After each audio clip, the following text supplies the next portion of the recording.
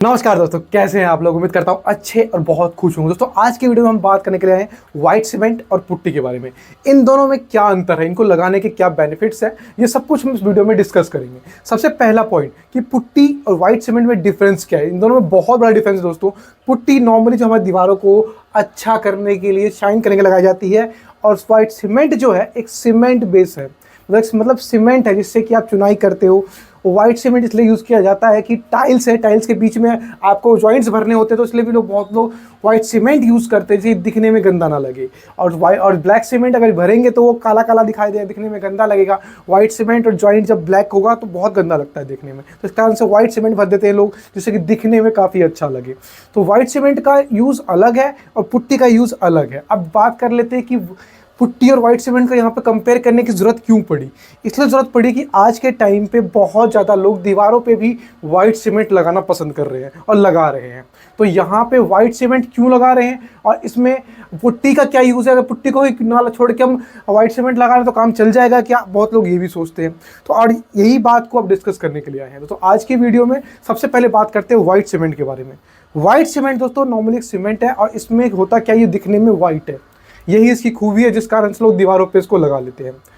अब यहाँ पे क्या होता है कि अगर आपका बजट कम है, बजट बहुत ज़्यादा कम है आपका, आपने घर बनाते बनाते लास्ट स्टेज में पहुँचे हो जहाँ पे आपको घर को पेंट करना है, पॉलिश करना है, तो ये आपके पास बजट हो गया है कम, आप पेंट नहीं कर सकते, लेकिन फिर भी तत्काल तौर पे आपने प्लस्तर करवा लिया है, प्लस्तर खराब ना हो, तो इसके सोचते हो कि उसके ऊपर कुछ ना कुछ तो करा लिया जाए।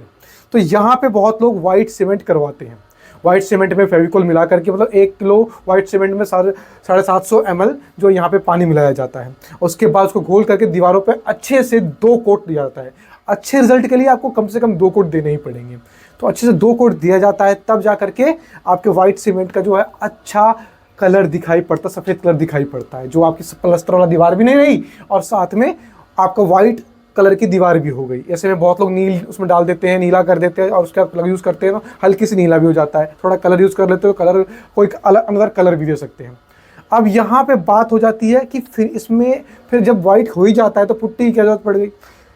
वाइट सीमेंट से आप दीवार को जब आप पेंट करते हो तो यहाँ पे आपको फिनिशिंग नहीं मिलेगी, दीवार जो है आपकी खुरदुरी रहेगी, इसमें आपके प्लेन सरफेस नहीं होगा। और दूसरी बात, अगर आपका दीवार का प्लस्तर अच्छा नहीं है, मतलब उसमें आपने प्लस्तर करवाते टाइम पे ढंग से आपने उसमें क्यूरिंग नहीं करी है, जिस कारण से उसमें रेत झड़ रही है, प्लस्तर कमज़ोर है, आने वाले टाइम में प्लस्तर खराब हो जाएगा, तो ऐसे टाइम पे आप वाइट सीमेंट लगा करके, आप वाइट सीमेंट से पेंट करके, मतलब उसको पहला कोट दीजिए। पहला कोट करने से पहले वाइट सीमेंट ढंग से दीवार को क्यूरिंग कीजिए, फिर वाइट सीमेंट लगाइए 1 कोट, फिर उसको 1 दिन छोड़ दीजिए 24 घंटे, फिर उसके बाद दूसरा कोट दीजिए, और उसके बाद दूसरा कोट देने के बाद आप यहाँ पे 7 दिन तक कम से कम मिनिमम ढंग से क्यूरिंग कीजिए। क्यूरिंग करनी बहुत ज़्यादा ज़रूरी है अगर वाइट सीमेंट आप यूज़ कर रहे हो। सीमेंट में चाहे दीवार बनाते हो, चाहे चुनाई करते हो, तो वहाँ पे क्यूरिंग करनी पड़ती है। अगर क्यूरिंग जितनी अच्छी होगी उतना ही आपका जो है वाइट सीमेंट जो है वो मजबूत होगा, दीवार उतनी मजबूत होगी अगर चुनाई करवा रहे हो तो इसलिए क्यूरिंग, जब भी आप सीमेंट यूज़ करते हो तो वहाँ पर क्यूरिंग बहुत ही इंपॉर्टेंट हो जाता है। अब यहाँ वाइट सीमेंट लगभग आपको क्लियर हो चुका है कि आपका बजट कम है या दीवार ख़राब हो रही है, और ऐसे में आप वाइट सीमेंट का यूज़ कर सकते हो। कितने ml पानी में, 750 ml पानी में 1 किलो पुट्टी, और साथ में आधा किलो से 1 किलो आपका यहाँ पे फेविकोल लगेगा DDL का, और मिला करके आप ऐसे में आराम से दीवारों पे पुताई कर सकते हो। अब बात कर लेते हैं पुट्टी की। पुट्टी दोस्तों यहाँ पे ये इसके बैग, जो पुट्टी का बैग है नॉर्मल जो 50 kg तक का आता है। यहाँ 1 किलो 2 किलो शुरू होकर के आपका 50 kg तक का बैग आता है, और सेम है कि वाइट सीमेंट में भी आपका 1 किलो 2 किलो शुरू करके 40-50 किलो तक का बैग आता है। तो यहाँ पे पुट्टी का कॉस्ट और जो आपका सीमेंट का कॉस्ट है, बोरी का कॉस्ट ऑलमोस्ट सेम पड़ जाता है। लेकिन यहाँ पे जो आपका लेबर कॉस्ट है, यहाँ पे अगर आप वाइट सीमेंट लगवाते हो तो आप खुद से भी लगा सकते हो, लेकिन अगर आप पुट्टी लगाते हो तो वहाँ आपका लेबर लगती है, उसमें ढंग से आपको ब्लेड से आपको लगवाना पड़ता है, तो और उसको वहाँ घिसाई करवानी पड़ती है, लगवाना पड़ता है। तो ऐसे में आपका जो है पुट्टी लगवाने का कॉस्ट वो बहुत ज़्यादा हाई हो जाता है, और इस कारण से पुट्टी में लेबर कॉस्ट बहुत ज़्यादा लग जाती है। प्लस लगाने के बाद सबसे अच्छा बेनिफिट क्या है पुट्टी का कि इसमें आपका प्लेन सरफेस हो जाती है, बहुत अच्छे तरीके से प्लेन सरफेस हो जाता है। और साथ में अगर इस पर आप पेंट यूज़ करते हो कोई अच्छे कंपनी का, अच्छे ब्रांड का, तो एक दीवार की एक अलग ही शाइन, अलग ही चमक आती है। तो ये आप देख सकते हो कि पुट्टी में आप पेंट मिला करके लगाओ या पुट्टी में लगाने के बाद आप पेंट अच्छी तरह से लगाते हो तो आपकी दीवार एक अलग ही चमकेगा। अब यहाँ पे हो जाता है कि पुट्टी की थिकनेस भी बहुत ज़्यादा नहीं होनी चाहिए। 1.5 mm से ज़्यादा थिकनेस अगर होती है तो यहाँ पे आपका पपड़ी बन के निकलने की समस्या हो सकती है। तो इस बात का ज़रूर ध्यान रखें कि 1.5 mm से ज़्यादा इसकी थिकनेस नहीं होनी चाहिए। अब यहाँ बात कर लेते हैं कि इन दोनों को जब भी आप मिक्सअप करते हैं, मतलब पानी में मिला करके इसको लगाने की तैयारी कर रहे हो आप, तो उस टाइम पे आपका जो इंटरवल ऑफ टाइम, मतलब 1-2 घंटे में पुट्टी कितनी यूज हो जाएगी या फिर सीमेंट 1-2 घंटे में जो आप पुताई कर रहे हो कितना यूज हो जाएगा, उतना ही लगाएं, मिलाएं।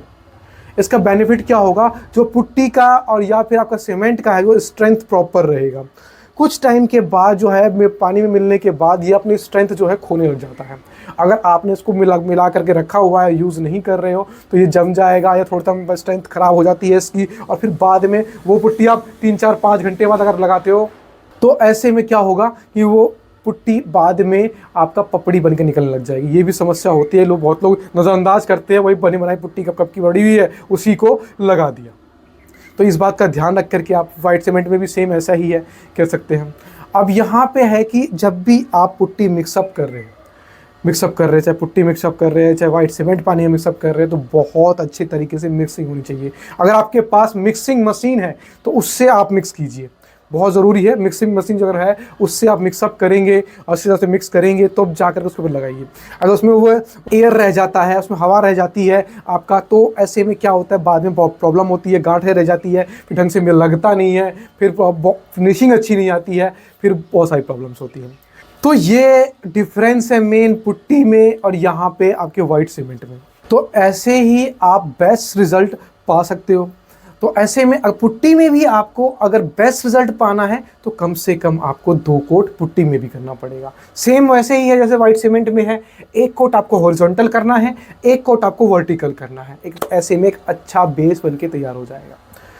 तो दोस्तों ये एक छोटी सी वीडियो थी जहां मैंने आपको वाइट सीमेंट और पुट्टी के बीच में डिफरेंस बताया। वीडियो कैसी लगी, अच्छी लगी तो लाइक करें, अच्छी नहीं लगी तो डिसलाइक करिए, सब कुछ आपके ऊपर छोड़ता हूं। अगर हमारे चैनल पे नए हैं तो प्लीज़ दोस्तों नीचे सब्सक्राइब का बटन है उसको दबा करके सब्सक्राइब जरूर कर ले। आपका हर एक सब्सक्राइब, हर एक लाइक, हर एक कमेंट हमें बहुत मोटिवेट करता है और अच्छी वीडियो आप तक लाने में। चलो दोस्तों, जय हिंद, जय भारत। जल्दी ही मिलते अगली एक और इन्फॉर्मेटिव वीडियो में।